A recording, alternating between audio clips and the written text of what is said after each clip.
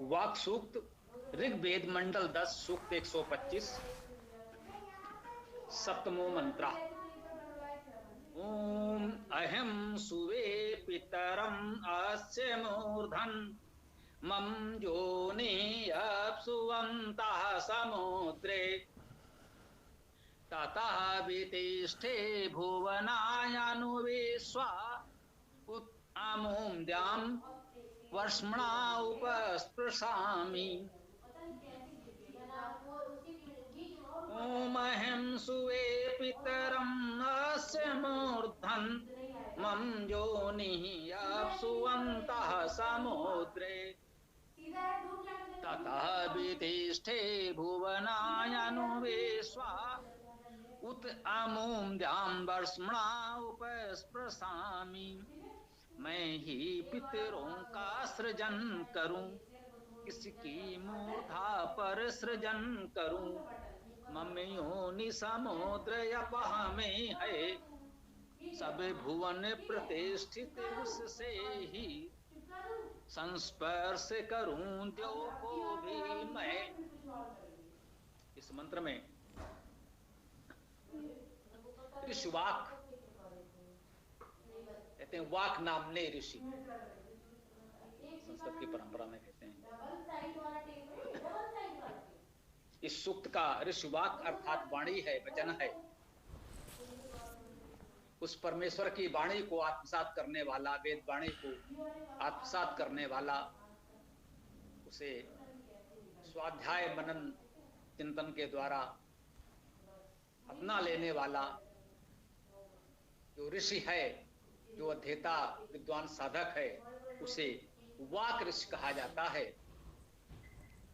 इस सूक्त को, मंत्र को जानने समझने के लिए हम सबको इसी प्रकार से वाक ऋषि होना है। देवता परमात्मा है, अर्थात इसमें परमात्मा के विषय में वर्णन किया जा रहा है, उसके गुणों की स्तुति की जा रही है। कहते हैं, अहम सुवे पितरम अस्य मूर्धन। अहम सुवे, अहम मैं, सुवे उत्पन्न करता हूं। सुप्रसवे धातु है, अर्थात सु धातु का अर्थ होता है उत्पन्न करना, सृजन करना। अहम सुवे, मैं उत्पन्न करता हूं। पितरम, पितर को,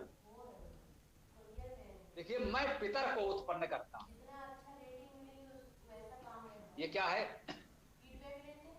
इसे आप विरोधाभास अलंकार कह सकते हैं, काव्य में उलटवासी कह सकते हैं। पितर हमको उत्पन्न करते हैं, यह तो लोक व्यवहार में सर्वत्र है, सहज भाव से है कि हमारे पितर अर्थात माता पिता हमको उत्पन्न करते हैं। वो कहता है, अहम सुवे पितरम, मैं पितर को उत्पन्न करता हूं। क्या यह संभव है? कोई भी अपने पितर को उत्पन्न कर सकता है?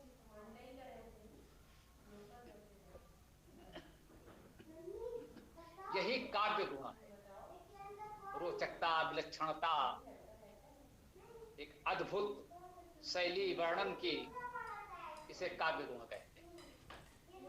काव्य का आनंद ले। कहते हैं, अहम सुवे पितरम, मैं पितरों को उत्पन्न करता हूं। देवता परमात्मा है, यदि वह परमात्मा हमको बता रहा है, या सामान्यता विद्वानों ने कहा है कि वाक नामने ऋषि परमात्मा से एकाकार होकर वर्णन कर रहा है, अर्थात जैसे वो स्वयं को परमात्मा की स्थिति में पाकर परमात्मा से एकाकार हो गया है, तो इस प्रकार से कह रहा है जैसे परमात्मा कह रहा हो कि मैं ये करता हूं। तो वो इस रूप में कह रहा है। विद्वानों ने अपने अपने तरीके से व्याख्या की है। हमने आपको बताया है कि श्लेष अलंकार से दोनों रूपों में आप कह सकते हैं, ऋषि कह रहा है या परमात्मा कह रहा है, जहां जैसा उपयुक्त अर्थ आपको प्राप्त हो जाए। सामान्यतः दोनों ही उपयुक्त अर्थ प्राप्त हो जाएंगे तो दोनों ही स्वीकार कर लीजिए। तो अहम सुवे पितरम, मैं पितरों को उत्पन्न करता हूं। कैसे? अस्य मूर्धन, इसकी मूर्धा पर, मैं पितरों को इसकी मूर्धा पर उत्पन्न करता हूं। ये इसकी किसके लिए आया है, ये विचार नहीं हो सकता। सर्वनाम है अस्य अर्थात इसका, मूर्धन अर्थात मूर्धा पर, इसके मूर्धा पर मैं पितरों को इसके मूर्धा पर उत्पन्न करता हूं। अब समझ में आएगा कि मैं पितरों को कैसे उत्पन्न करता हूं। जो हमारे पितर हैं उनको मूर्धा पर उत्पन्न करना, यहां आशय यही है कि जो हमारे पितर हैं उनको मूर्धा निषिक्त करना, मूर्धा के स्थान पर, सर्वोच्च स्थान पर प्रतिष्ठित करना, स्थापित करना। उनको व्यवहारिक रूप से सृजन हम नहीं कर सकते, उत्पन्न नहीं कर सकते, वो तो वही हमको करते हैं। परंतु वही बात है, जब शिशु होता है तो माता पिता उसे अपने सिर पर, कंधे पर रखते हैं। अब हम बड़े हो गए हैं तो जो हमारे पितर हैं वे वृद्ध हो गए हैं। अब हमारा दायित्व तो है कि उनको हम अपने कंधों पर रखें, अपने सरमाथे पर रखें, वृद्धावस्था में उन्हें वृद्धाश्रम न भेजें। उनका वानप्रस्थ हमारी सेवा में आनंदमय भी थे, इसका जय भाव भी ले सकते हैं, है ना। इसके इस प्रकार के अन्य अच्छे भावार्थ भी किए जा सकते हैं, परंतु जय भाव भी ले सकते हैं। कहता है ऋषि वाक कह रहे हैं कि मैं पितरों को इसके मूर्धा पर सुबह सृजन करता हूं, उत्पन्न करता हूं, प्रतिष्ठित करता हूं। परंतु वह परमात्मा से एकात्म होकर बहुत व्यापक स्तर पर अपनी बात कह रहा है। इस बात को हमें ध्यान रखना है। यह भी एक सत्य है और मूल आध्यात्मिक अर्थ वही है। लौकिक प्रेरणाएं तो हम ग्रहण करेंगे ही, वेद के स्वाध्याय का वही व्यवहारिक उपयोग है। शेष तो चरम अध्यात्म की स्थिति में हमें मोक्ष प्राप्त होगा, वेद के स्वाध्याय से होगा ही होगा। परंतु जब तक ये लौकिक जीवन हमारा है, जब तक लौकिक संसार में हम हैं, तब तक हमें वेद से लौकिक जीवन के लिए उपयुक्त प्रेरणाएं भी, तो उसके लिए कहा गया कि हम अपने पूर्व जो पितर हैं उन पितरों को मूर्धाभिषिक्त करें, उच्च सम्मान दें, उच्च स्तर पर प्रतिष्ठित करें। कह रहे हैं मम योनि अपसुअंता समुद्रे। मम मेरा योनि, योनि का अर्थ अभी हम समझेंगे, योनि ही मान लें अभी। मम योनि मेरा योनि, अपसु अर्थात अप में, सु सप्तमी बहुवचन की विभक्ति है। अपसु का अर्थ हुआ अप के बहुवचन में बहुत से अपो में, यूं कहें। यदि अप कुछ होता है वो हम समझें तो यूं कह सकते हैं मम योनि मेरा योनि अपो में, अंतः भीतर समुद्रे समुद्र में। मम योनि अपसु अंतः समुद्रे, मेरा योनि अपो में भीतर समुद्र में है। अपनी ओर से हमने एक अक्षर जोड़ा, है, एक वर्ड है कि संस्कृत इस मंत्र में नहीं। काव्य में, भाषा में भी और विशेष रूप से संस्कृत में तो गद्य में भी सामान्यता है आदि का प्रयोग नहीं होता, वाक्य पूरा हो जाता है। काव्य में तो हो ही जाता है। तो अपनी ओर से यदि कुछ जोड़ना पड़ता है हमें तो है जोड़ना पड़ता है, हो जोड़ना पड़ता है, क्योंकि यह बात तो वहां बिना लिखे भी समझी जाती है। ये स्वाभाविक है, इसमें कहीं कोई विद्वानों में मतभेद नहीं मिलेगा कि आपने है क्यों लिखा, इसे कुछ और भी हो सकता है क्या, नहीं, इस पर सब में सहमति होती है। तो मेरा योनि अंतः समुद्रे, भीतर समुद्र में, अपो में है। अब योनि क्या है, अपसु क्या है और समुद्र क्या है, ये तीनों को हमें अब समझना है। वाक्य रचना हमने समझ ली। अप धातु का अर्थ है पालन करना। अप पालने धातु है, पालन करना, रक्षण करना, एक ही बात, एक ही अर्थ होता है। यह भी एक सत्य है। तो यहां बहुवचन सप्तमी विभक्ति है, अर्थात अपो में, पालन कर्ताओं में, पालन रक्षण में, या कहें रक्षणों में, पालन कार्यों में, समाज के रक्षण पालन के कार्यों में अपसु। अंतः भीतर स्पष्ट है। अपसु अंतः भीतर ये उपसर्ग भी है। समुद्रे ये समुद्र क्या है? सम उपसर्ग है।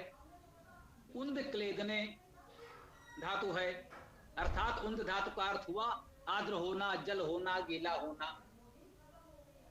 तो जिसमें सम्यक आर्द्रता है, सम उत रा समुद्र, सम्यक रूपेण आर्द्रता जिसमें है, जल जिसमें है, वो समुद्र है। बोलिए है कि नहीं है? समुद्र ही जल का सबसे बड़ा भंडार है, इसीलिए तो उसे समुद्र कहा जाता है कि सम्यक रूपेण जल से आपूरित वही है। रा प्रत्यय है। कुछ लोग रा को रादाने धातु का रूप मान लेते हैं, होता है ऐसा। धातु लघु रूप में अंत में जुड़ जाता है। बहुत से धातु जैसे दा, जलद, हम लोग जानते हैं ना, जलद जल देने वाला, जलद जल को धारण करने वाला, जलद जल को देने वाला, वारिद वारिद को देने वाला, धनद धन को देने वाला, केवल एक दा छोटा सा। तो उसी प्रकार से समुद्र में रा दाने धातु से भी ले लेते हैं, जो सम्यक रूप में जल का दान करने वाला है। सारा जल हमें उसी से तो मिलता है, वही भंडार है। वहीं से सूर्य के ताप से वाष्प के रूप में जल उठता है, वाष्पित होता है, बादल बनता है और यहाँ बरसता है। उसी से हमारे क्षेत्र में जल होता है, जो हमें प्राप्त होता है। पर्वतों पर हिम के रूप में, नदियों में जल के रूप में, हमारे अन्य सरोवरों, तालाब आदि में जो भी जल है उसी समुद्र से उठा हुआ बादल के रूप में वर्षा हुआ जल है, इसलिए उसे समुद्र कहते हैं। तो ये मान लें, उसे हम समुद्र कह सकते हैं, कहते हैं। सामान्यतः सहजता से कहा जा सकता था समुद्रे, समुद्र में। कोई नहीं पूछता इसका अर्थ ये क्यों हुआ, परंतु हम यही आपको सिखाना चाहते हैं, बताना चाहते हैं कि जब हम सिद्धांत रूप में कहते हैं कि वेद के शब्द यौगिक हैं, धातुज हैं, तो चाहे जितना सरल आपका परिचित शब्द हो, आप जानिए कि उसमें उपसर्ग और धातु क्या है, उसका अर्थ क्या है, और उसको यदि हम इस नाम से कह रहे हैं तो वो कितना उपयुक्त है। आज आप समझे कि समुद्र को समुद्र क्यों कहते हैं। हम आगे से कह सकेंगे कि हाँ वो समुद्र है, इसलिए समुद्र कहते हैं। सम्यक रूपेण जल से आपूरित है, जल का दान करने वाला है, इसलिए वो समुद्र है। कह रहे हैं अपसु अंतः समुद्रे, अपो में पालन करने वालों में भीतर समुद्र में है क्या? मम योनि, मेरा योनि।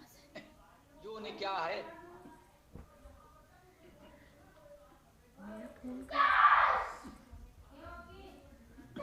जो यू धातु है, यू धातु का अर्थ मिलाना।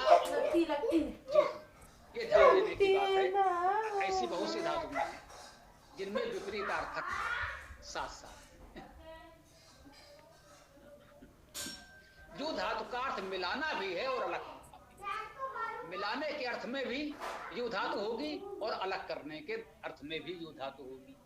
तो योनि शब्द में मिलाने का अर्थ भी है और अलग करने का अर्थ भी है। अर्थात योनि उसे कहा जाता है जहां मिला भी जाता है और अलग भी किया जाता है। मिलने और अलग होने का जो हमारा ठीहा ठिकाना होता है, स्थान होता है, उसे योनि कहते हैं। योनि का अर्थ सामान्यतः विद्वानों ने स्थान किया है। यदि हम कहने योनि का अर्थ स्थान, तो आप कहेंगे भाई ये कैसे हो गया। तो इसको हमें इस प्रकार समझना होगा कि यू धातु का अर्थ मिलना और अलग होना दोनों है। तो मिलने और अलग होने का जो स्थान है वो योनि है। समझ लें कि अति प्राचीन काल में जब घने वन ही थे और वनों में हमारे पूर्वज रहते थे, कल्पना करें तब तक ये ग्राम नगर नहीं बसे थे, वनों में उत्पत्ति हुई विभिन्न प्राणियों की, मनुष्य की भी। तो अन्य प्राणियों की भांति, पशु पक्षियों की भांति मनुष्य के लिए भी आवश्यक था कि भोजन की तलाश की जाए। जब ग्राम नगर खेत व्यापार नहीं था तो अन्य प्राणियों की भांति हमें भी भोजन की तलाश करनी होती थी। जब वो तलाश अभी भी बंद नहीं हुई, रूप बदल गया है। तो वनों में यहाँ वहां भटक रहे हैं, कहाँ भोजन मिलेगा। कहीं फलों पर, हमें वृक्षों पर फल मिले, तोड़ लिए, खा लिए, कुछ ले आए। कोई स्थान हमने तय किया, कोई वृक्ष, कोई किया कि हाँ भाई ये बड़ा वृक्ष है, यहां पर हम लोग मिलते हैं। एक वृक्ष के नीचे सब एकत्र हुए, मिले और वहां से भोजन की तलाश में ही निकले। सायंकाल वहीं पर फिर एकत्र हो जाएंगे। कुछ खाया पिया है, जो नहीं जा पाए हैं, वृद्ध हैं, शिशु हैं, उनके लिए ले भी आए हैं तो उनको भी खिलाना है। तो जहां हम मिले और अलग हुए उसे योनि कहा गया, वो स्थान।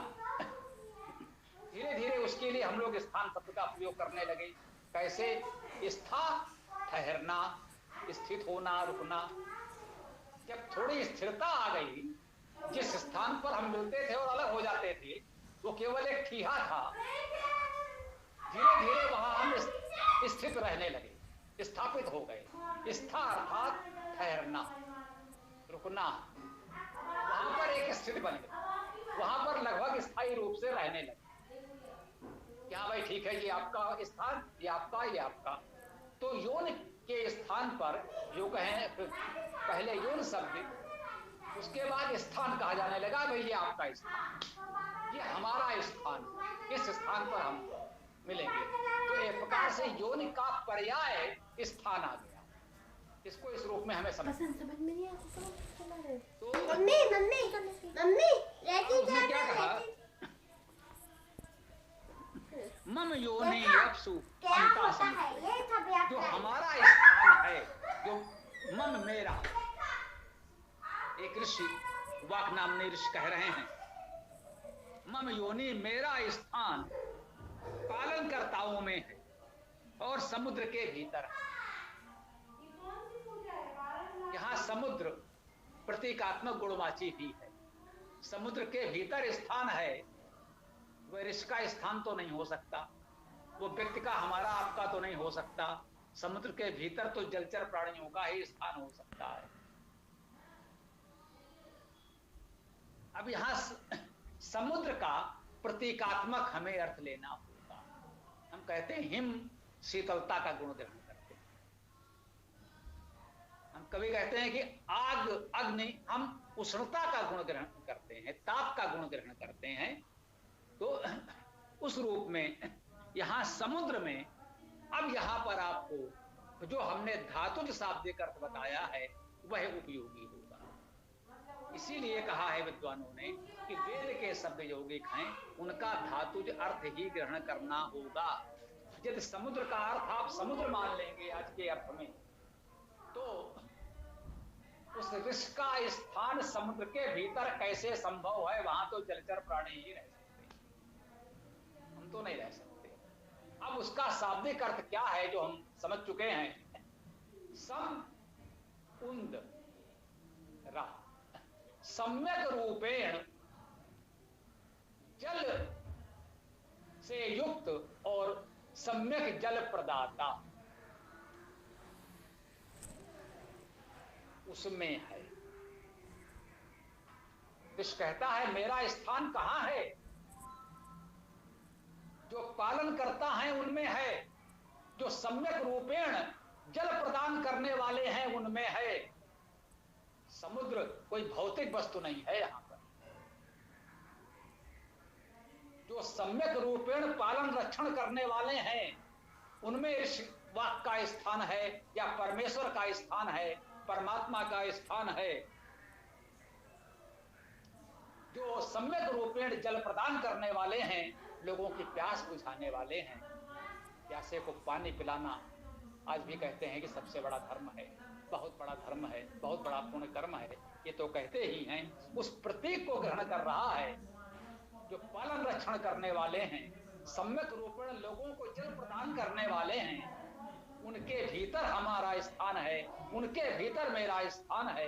एक वचन में है, वो ऋषि भी कह रहा है और परमात्मा भी कह रहा है। इसका देवता परमात्मा और ऋषिवाक है, तो ऋषिवाक की ओर से कहा जा रहा है, वो परमात्मा के साथ एकाकार होकर परमात्मा की ओर से कह रहा है।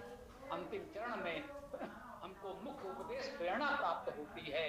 कहता है कि मेरा स्थान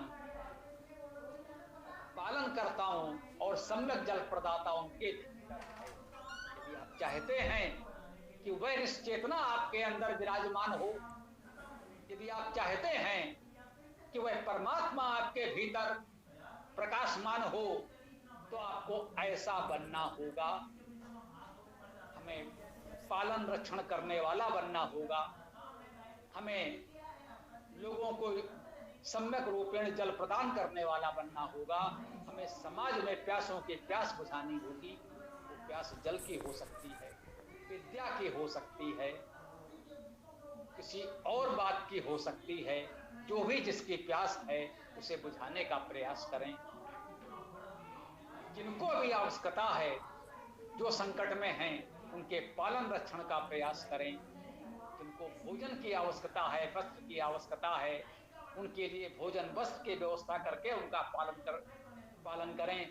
जिनको अन्य किसी प्रकार से कोई संकट है, उनके उस प्रकार से रक्षण संरक्षण करें। यही इस मंत्र की प्रेरणा है, भावना है, इसको हमें ग्रहण करना है। तभी इस प्रकार से वेद का स्वाध्याय करना हमारे लिए सार्थक हो सकता है। ओम खम ब्रह्म